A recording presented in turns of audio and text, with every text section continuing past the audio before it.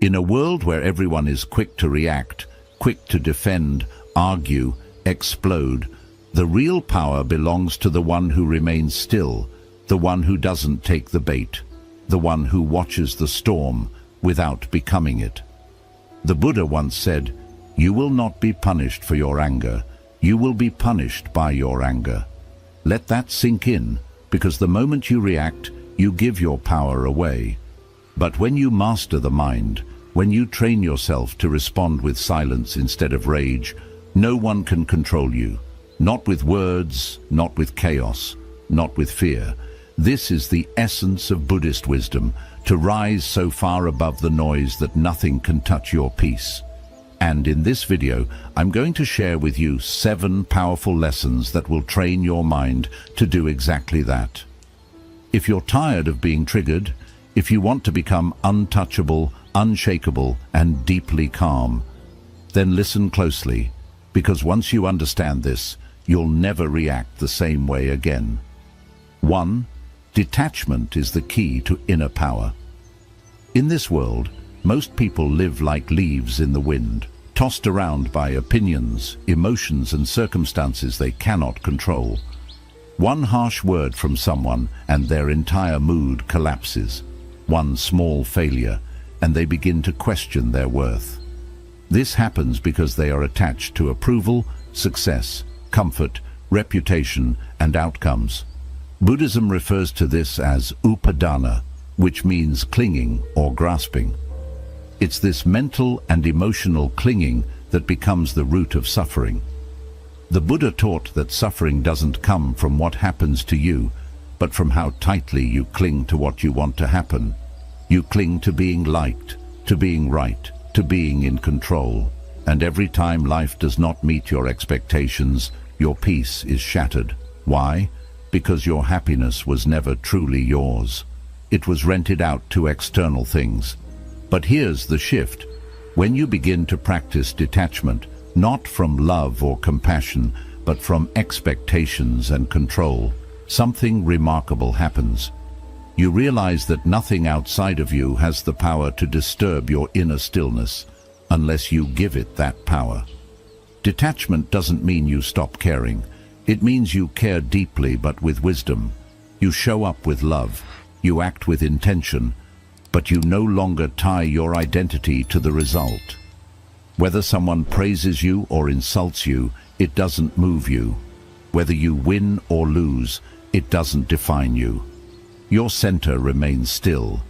This is not coldness, this is clarity. Because when you stop reacting emotionally to everything, you create space. And in that space, peace grows. When you truly detach, you become like a tree in a storm, rooted, calm, and unshaken. If someone insults you, you don't need to respond. You smile because you understand. Their words are a reflection of them, not you. If someone praises you, you smile the same way, because you know your value was never based on what anyone thought in the first place.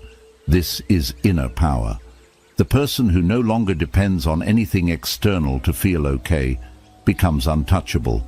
You don't react. You don't resist. You observe. You breathe. You let go. And in that letting go, you stop being controlled by the world and start mastering yourself. That's when true peace begins. And from that peace, unshakable power rises. 2. Observe, don't absorb.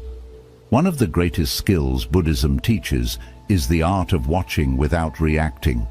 Life constantly throws emotions, words, and energies at you, some pleasant, many unpleasant. People project their pain, their insecurities, their anger. Situations arise that seem unfair or frustrating. And in those moments, most people absorb everything. They carry it in their chest, let it swirl in their minds, and soon they become what they were reacting to. They get angry because someone else was angry. They feel heavy because someone else dumped their negativity on them. But here's the truth. You don't have to absorb the energy around you. You can observe it and let it pass. Buddhist mindfulness practice, especially through vipassana meditation, trains your mind to become like a still lake. No matter what drops into it, a stone, a leaf, a storm, it creates ripples, yes, but it always returns to stillness. In the same way, your mind can witness what's happening without becoming what's happening. When someone speaks with anger, observe the anger, but don't catch it. See it for what it is, a temporary wave passing through their own suffering. When someone criticizes you unfairly, notice how it affects your body and mind, but don't become that reaction.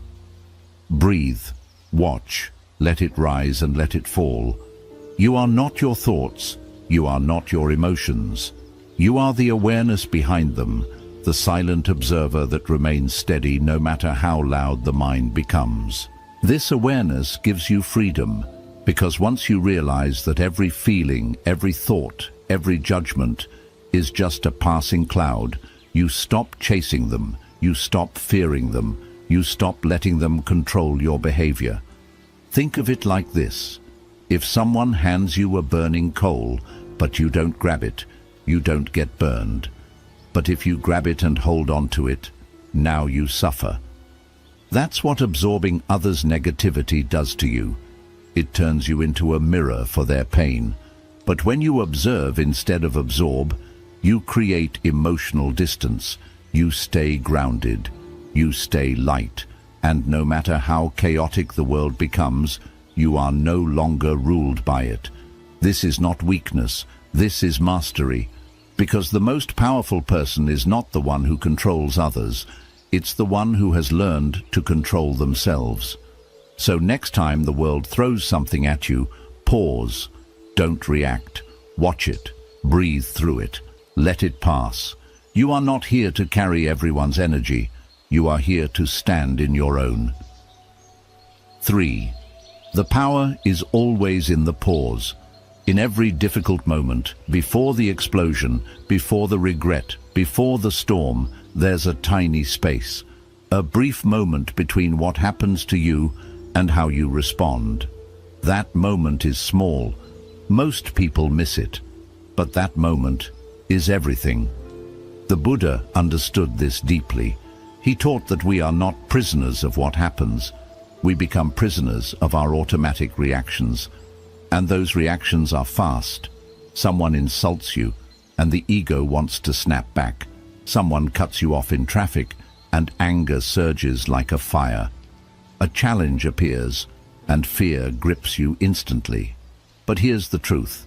You are not that first emotion. You are not the knee-jerk reaction. You are the one who can pause and choose. That pause is power. That pause is freedom. In that brief moment, if you train yourself, you can take a breath, come back to your center, and ask, what is the wise response here? Not the emotional one, not the habitual one, but the conscious one. Most suffering begins because we react blindly. We say words we don't mean. We take actions we later regret. And all of it happens because we let emotions hijack the moment. But when you insert a pause, just a breath, a heartbeat of stillness, you break the pattern. You interrupt the storm before it floods your mind. You step out of your conditioned habits and into awareness. Buddhist practice trains this through meditation. You sit, you watch the breath. A thought comes, a sensation arises, but you don't act, you pause. This rewires your brain. It teaches you to feel without reacting, to notice without being controlled. The more you practice this, the stronger your pause becomes.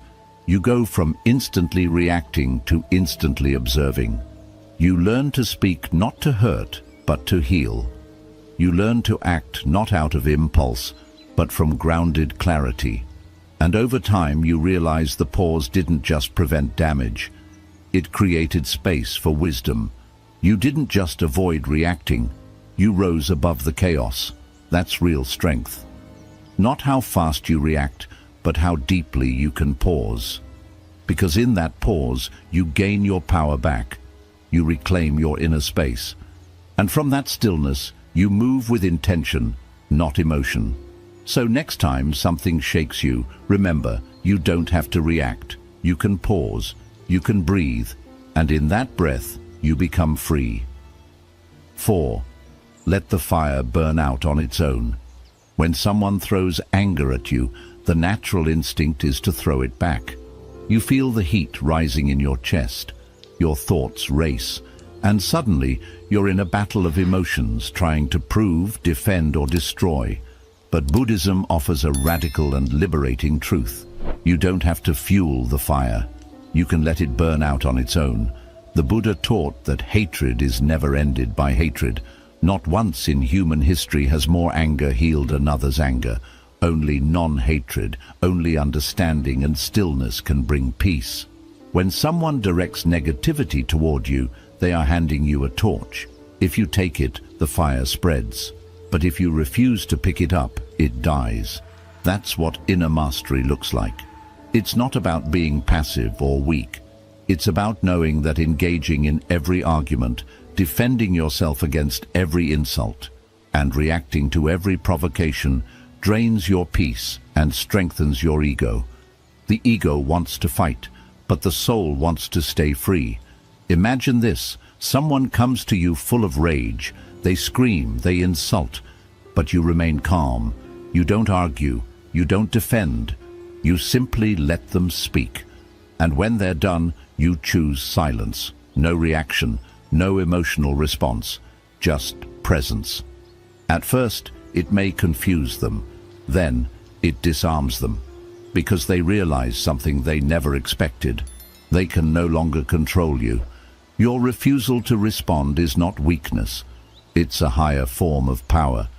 Because when you don't return anger with anger, you don't carry it in your heart. You stay light. You stay free. Think of it like this. If someone hands you a heavy rock and you refuse to carry it, who holds the burden? They do. That's exactly what happens with emotional fire. If you don't pick it up, it stays with them and slowly extinguishes on its own. Letting the fire burn out also protects your mind. Every reaction you make strengthens a habit in the brain. If you keep responding to negativity with more negativity, you train yourself to be reactive, angry, and unstable. But if you consistently choose calmness and space, you rewire your mind for peace, for wisdom, for control. You become like a stone temple in the middle of a storm. No matter how hard the wind blows, it cannot be moved. That's who you're becoming. A person whose peace can't be disturbed because you've learned that your energy is sacred and you refuse to waste it on meaningless fires. So next time someone tries to pull you into their drama, ask yourself, is it worth my peace? Do I need to light my own soul on fire just to win this moment? The answer is no. Stay quiet. Stay centered. Let their fire burn out while you remain untouched by the flames, because your peace is not something they can take. It's something you protect with your silence, your awareness, and your refusal to be moved. 5. Silence is the language of the wise. In a world where noise is constant, opinions are loud, and everyone seems to be in a race to be heard, silence has become rare and powerful. Buddhism teaches us that silence is not simply the absence of words. It is the presence of deep awareness. It is the space where wisdom lives. In the Dhammapada, it is written, "Better than 1,000 hollow words is one word that brings peace." And sometimes even that one word is unnecessary. The person who has mastered silence doesn't need to explain themselves. They don't need to fight for attention or prove their worth or out-talk anyone. They speak when it is necessary. They stay silent when it is wise, and when they do speak, their words carry weight because they are rooted in clarity, not reaction. You see, when you speak from a place of ego, you often say things that bring regret. You say too much. You defend too hard. You argue too long. You lose your peace just to win an argument that, in the end, didn't matter. But when you begin to cultivate inner silence, you realize that not every action deserves a response. Not every opinion needs a reaction. Not every insult needs to be answered. This doesn't mean you allow people to walk over you. It means you have become so secure within yourself that you no longer feel the need to prove anything. You realize that your worth is not found in how loud your voice is, but in how steady your spirit remains. Silence is not weakness. Silence is control. It is the ability to stay grounded when provoked. It is the decision to not let external chaos stir your internal peace. When someone attacks you with words, you are faced with two choices. You can react, defend, and fire back, playing the same game of ego. Or you can remain silent, not out of fear, but out of deep understanding. Because you know their words are a reflection of them, not you. And here is where silence becomes your armor. Imagine someone shouting at you, trying to provoke you, expecting you to break, but you say nothing. You look at them, not with hate, not with arrogance, but with complete stillness. That stillness speaks louder than any words could. It says, I do not fear you, I do not need your validation, and I will not give you the power to control my state of mind. That is power, that is spiritual maturity, and that is the language of the wise. The Buddha himself was a master of silence. He would sit quietly when questioned by those who wanted to trap him with words. He knew engaging with ignorance often fuels it. Silence, on the other hand, often dissolves it. When you choose silence over reaction, you do three things. You protect your energy. Words are powerful. Engaging in constant debates and emotional reactions drains your mental energy. When you stay silent, you save that energy for what truly matters. Your inner growth, your peace, your purpose. You gain clarity. In silence, you can observe clearly. You can see the situation for what it really is. You can notice your own emotional response before it explodes. And when you do choose to speak, your words come from wisdom, not from wounds. You break the pattern. Most people expect a reaction. They thrive on conflict. Your silence short-circuits their control. It leaves them confused, powerless. They cannot play with someone who refuses to enter the game. This is why monks, sages, and wise masters throughout history have embraced silence, not just as a practice, but as a way of life. Because silence is healing, silence is discipline, silence is strength in its purest form. And here's something powerful. Silence isn't only about not speaking to others. It's about learning to be silent with yourself. How often do we drown in mental noise, judging ourselves, worrying, reliving the past, fearing the future? True silence is when your thoughts no longer control you, when your mind becomes still like a calm lake, and your awareness simply observes without fear, without craving, without noise. That kind of silence is not just powerful, it's transformational. So if you truly want to become untriggerable, if you want to live from a place of deep peace, begin with this practice. Don't rush to speak. Don't respond out of impulse. Breathe, pause, and ask yourself, is this silence more powerful than anything I could say right now? Most of the time it is. Because silence doesn't mean nothing is happening. Silence means everything is happening internally. It's in that silence that you grow. It's in that silence that you heal. And it's in that silence that you discover the power you've always had, but were too distracted to notice. 6. Acceptance ends all suffering. At the heart of Buddhist wisdom lies a truth that many struggle to face. Suffering is not caused by what happens to us, but by how we resist what happens. We suffer not because life is difficult, but because we believe it shouldn't be. We resist the pain, the loss, the discomfort, the unfairness, and in that resistance, we create a storm inside ourselves. The Buddha taught that all suffering arises from craving, from wanting reality to be something other than it is. We crave certainty in an uncertain world. We crave comfort in a world that constantly shifts. We crave control in a universe that owes us none. But life will not always go according to your plan. People will hurt you, dreams will break, health will fade, loved ones will leave, and no amount of control, worry, or resistance will change that. That's why acceptance isn't weakness. Acceptance is liberation. Now let's be clear. Acceptance does not mean you like what's happening. It doesn't mean you approve of injustice, betrayal, or failure. It means you stop fighting reality with your mind. You let go of the mental war that keeps you stuck, bitter and exhausted.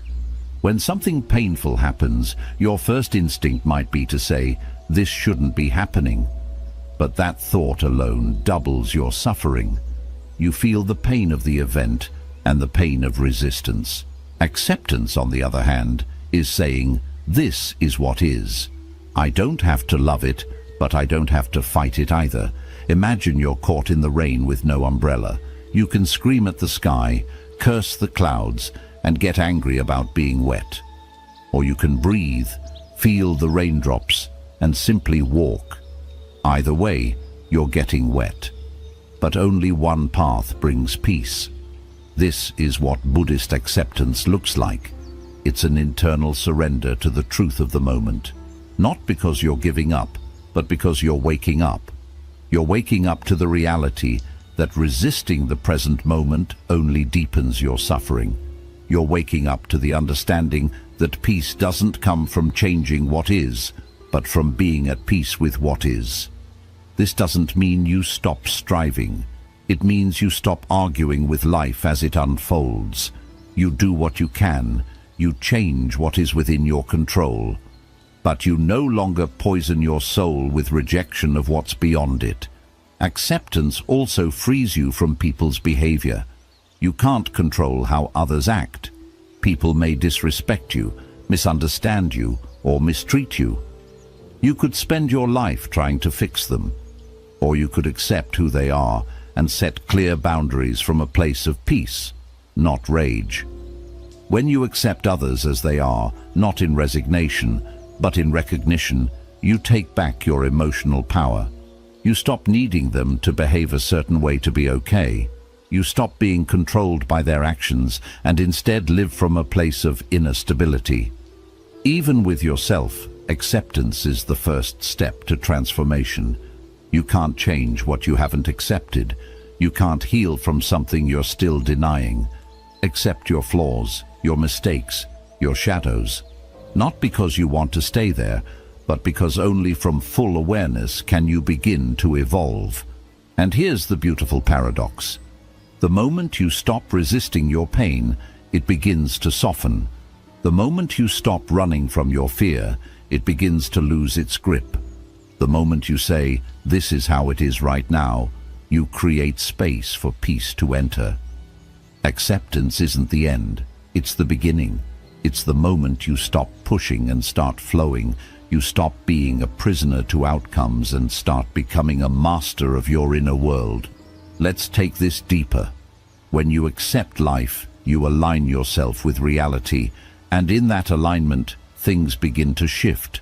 Not because you force them, but because you no longer block them with resistance. Peace, clarity, and strength arise naturally.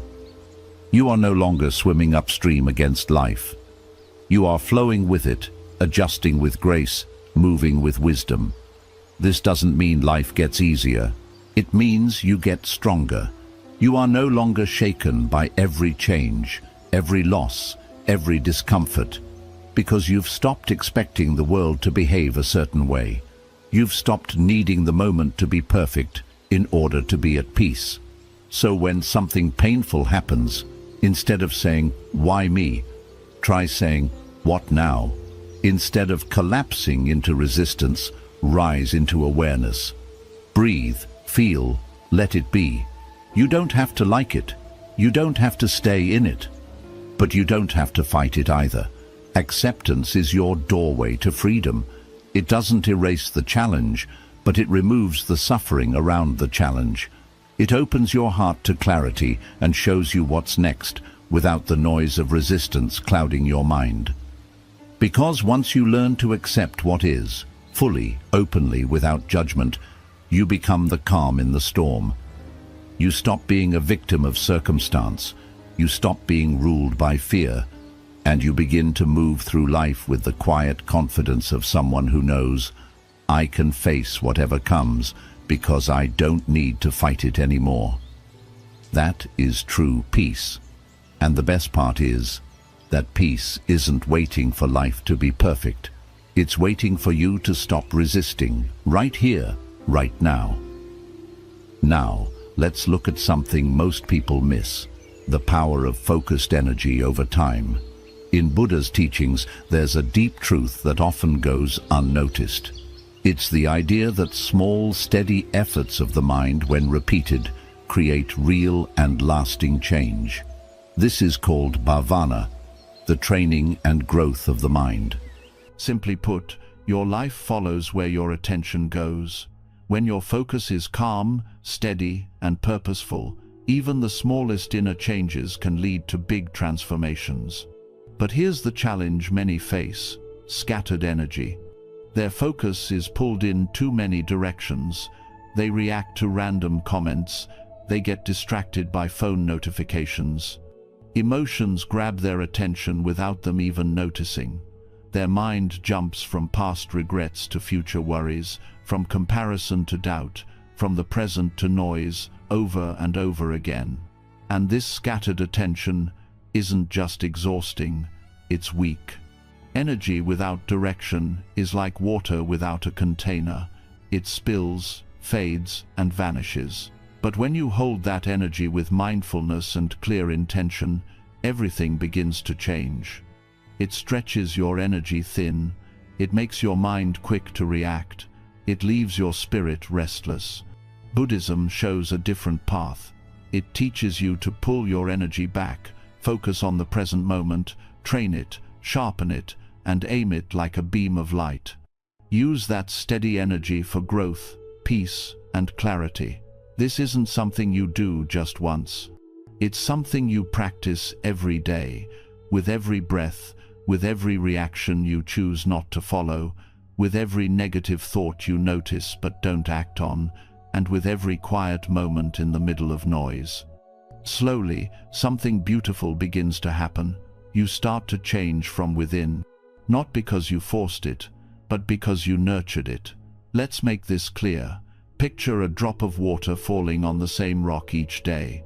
One drop may seem insignificant, but with time, the rock shapes. Your mind works the same way. Every time you return to awareness, you reshape it. Every time you choose calm over reaction, you build discipline. Each time you stay silent instead of lashing out, you strengthen your inner power. These small changes may seem minor at first, but they add up over time. They bring real change that becomes part of who you are, not because you tried hard, but because you practiced well. This is the path to true change. Not sudden bursts of motivation, not grand promises, but steady focus, quiet discipline, and daily mindfulness.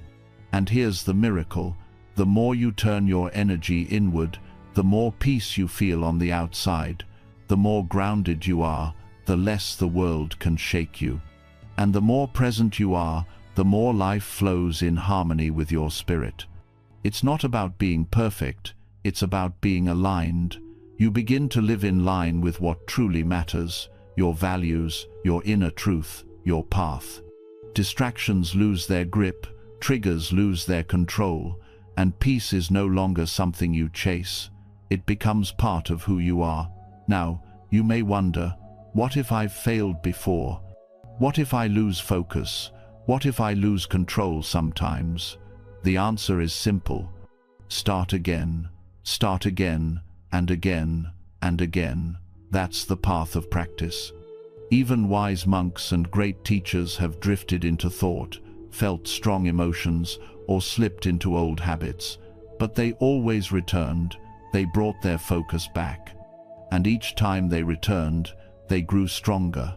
You don't need to be perfect to change your life. You just need to stay committed to returning to your breath, your center, and your practice. This kind of focused energy isn't harsh. It's not about forcing or pushing. It's about gently reminding yourself, again and again, what really matters, and letting your actions, your words, and your thoughts align with that. Over time, your nervous system calms down, your reactions slow, your breathing deepens, and your presence is felt, not just by you, but by the people around you. You become someone whose calmness calms others, whose silence speaks louder than words, whose energy stays steady no matter what. Because you've trained yourself, moment by moment, choice by choice, to become steady and strong. That's the power of focused energy over time. And that's what Buddhism shows us. You don't need to conquer the world. You just need to fully meet each moment with mindfulness and care, and then do it again. One breath at a time, one pause at a time, one mindful action at a time. Because when you do, your whole life begins to shift, not all at once, but deeply, slowly, and beautifully. Now you can see that the real goal isn't to control the world. The goal is to understand and guide yourself. You don't need to win every fight. You don't need to respond to every insult. You don't need everyone to understand you or praise you. True peace, the kind that can't be shaken, doesn't come from changing the outside world. It comes from changing what's inside. Through detachment, you let go of the things that once held you back. Through observation, you learn to see clearly without being swept away by every wave. Through the pause, you reclaim your power before emotions take over. Through non-reaction, you let the fire die out without feeding it. Through silence, you rise above the noise and become a quiet force of strength. Through acceptance, you stop fighting reality and start flowing with it. And with focused energy, you gently reshape your life from within. This isn't a change that happens overnight. It's a daily practice, a return to stillness, moment by moment. But the more you follow this path, the stronger and steadier you become. People may still try to upset you, life may still challenge you, but you will no longer be controlled by it. You will watch it, you will understand it, and you will stay calm within it. That is true freedom. That is real strength.